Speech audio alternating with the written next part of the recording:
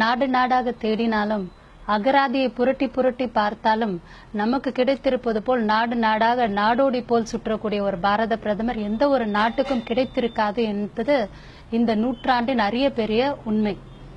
முதல்ல petrol பங்க்ல mobiles use பண்ணக்கூடாதுன்னு சொல்றீங்க.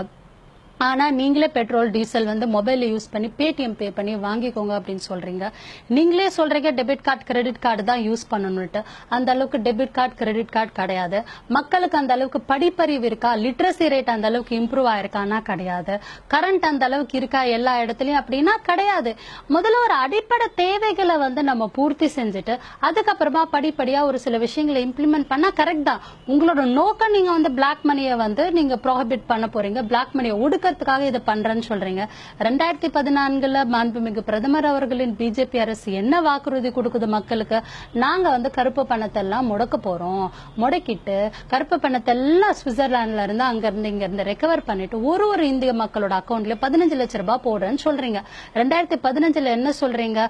பயம் பெஹனோ, அம்மா அப்பா தம்பி தங்கச்சி உங்க எல்லாருக்கும் வர வேண்டிய 15 லட்சம் மாட்டு மண்டியில வந்துட்டே இருக்கு அப்படின்னு சொல்றீங்க. 2016 நீங்க மனசாட்சியே இல்லாம என்ன சொல்றீங்க பிரதமர் அவர்களே? இந்த கருப்பு மணிலாம் மக்களாகிய ஏழை மக்களாகிய உங்ககிட்ட தான் இருக்கு அப்படின்னு சொல்லிட்டு எங்க வீட்டுல எங்க அம்மா தாத்தா பாட்டி அப்படிங்கிறவங்களோட சுருக்கு பையில இருக்கக்கூடிய வேர்வை சிந்தி சம்பாரிச்ச ஏழைகளோட பணத்தை நீங்க சுரண்டிட்டு இருக்கீங்களே, இது நியாயமா? நம்ம நாடு ஒரு 45 கோடி மக்கள் வெறும் லேபர்ஸ், இந்த சில்லறை வர்த்தகத்தை மட்டுமே நம்பி இருக்க கூடவங்க இருக்காங்க. கீரைக்காரமா கிட்ட நம்ம போயிட்டு ஸ்வைப்பிங் மெஷின் யூஸ் பண்ண முடியுமா? இட்லிக்காரமா கிட்ட போயிட்டு நம்ம ஸ்வைப்பிங் மெஷின் யூஸ் பண்ண முடியுமா? ஆட்டோக்கார அண்ணா கிட்ட போயிட்டு நம்ம ஸ்வைப்பிங் மெஷின் கொடுக்க முடியுமா? நம்ம வீட்டுல ஒரு பிளம்பிங் ப்ராப்ளம் பாத்ரூம்ல பிக்ஸ் பண்றவங்க பிளம்பர் கிட்ட நம்ம ஸ்வைப்பிங் மெஷின் யூஸ் பண்ண முடியுமா? நாங்க போயிட்டு கடையில எதனா பிரைவேட்டான விஷயங்கள் வாங்கணும் அப்படின்னா கூட இந்திய குடிமகன் நாங்க உங்களுக்கு அதை கிரெடிட் கார்டுல டிக்ளேர் பண்ணிட்டு தான் வாங்கணுமா, இல்ல டெபிட் கார்டுல டிக்ளேர் பண்ணிட்டு தான் வாங்கணுமா? எங்களுக்கு சுய உரிமையே கிடையாதா? நாங்கள் என்ன கொத்தடிமைகளா? அரசு அதிகாரிகளின் வீட்டுல நீங்க ரெய்டு செய்யறீங்க. மாநில அரசுக்குன்ட்டு ஒரு சுயாட்சி கௌரவம் உண்டு. ஆனா நீங்க அதை மீறி மத்திய அரசு மாநிலத்துல நீங்க ரெய்ட் பண்றீங்க. அங்க பல லட்சம் பணங்கள் எடுக்கிறீங்கன்னு சொல்றீங்க, பல கோடி ரூபாய் பணங்கள் எடுக்கிறேன்னு சொல்றீங்க. ஏன் பிஜேபி ஆளும் மாநிலங்கள்ல நீங்க போயிட்டு இந்த மாதிரி ரெய்ட் பண்ணக்கூடாதா? தமிழ்நாடு தான் உங்களுக்கு இழித்த வாயா அப்படின்ட்டு தமிழ்நாட்டு மக்கள் கேட்க விருப்பப்படுறாங்க.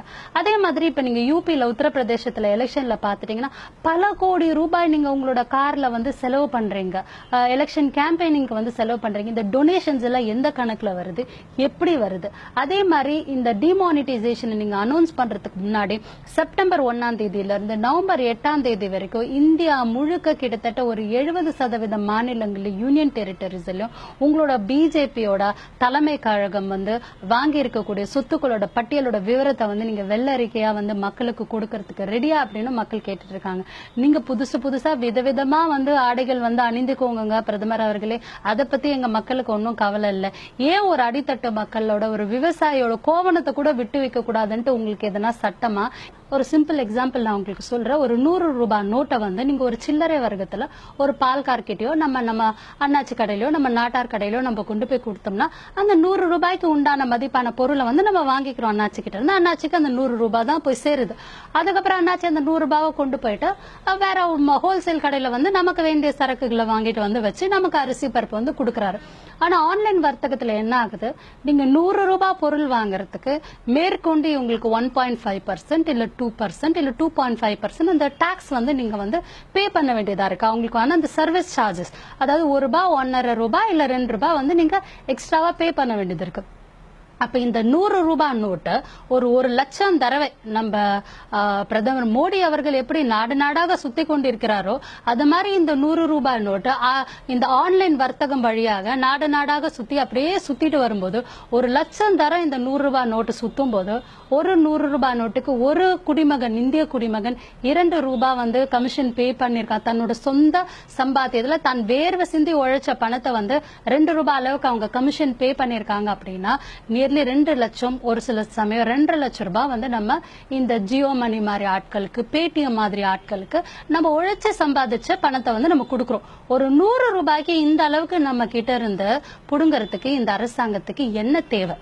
கந்து வட்டிக்காரங்களோ இல்ல வட்டிக்காரங்களையோ வந்து நம்ம எலெக்ட் பண்ணி நம்ம வந்து மேல உட்கார வச்சிருக்கணும்னு நினைக்கிற அளவுக்கு இவங்களோட செயல்பாடுகள் இருந்துட்டு இருக்கு. நீங்க பார்லிமெண்ட்ல வந்து கொஸ்டின் அவர்ல வந்து நீங்க பேச மாட்டேன்றீங்க, ஓட்டெடுப்புக்கு நீங்க ஒத்துக்க மாட்டேன்றீங்க.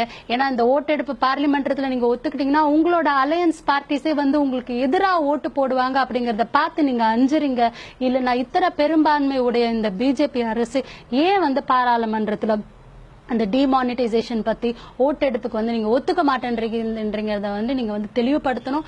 அதே மாதிரி ஆர்பிஐல 14 டைரக்டர்ஸ் இருக்க வேண்டிய இடத்துல வெறும் 4 டைரக்டர்ஸ் வச்சு, அதுவும் 3 டைரக்டர்ஸ் வச்சு நவம்பர் 8ஆம் தேதி அன்னைக்கு நீங்க ஒரு அஜெண்டாவை பாஸ் பண்றீங்க. அதை வந்து நீங்க பார்லிமெண்ட்லயும் வந்து நீங்க பாஸ் பண்ணல, கேபினெட்லயும் நீங்க பாஸ் பண்ணல. இப்ப நீங்க ரெட்ரோஸ்பெக்டிவ் லா போட்டு ஆன்டிடேட் போட்டு நீங்க பாஸ் பண்ணுவீங்கனாலும் எங்களுக்கு தெரியப்படுத்தணும்.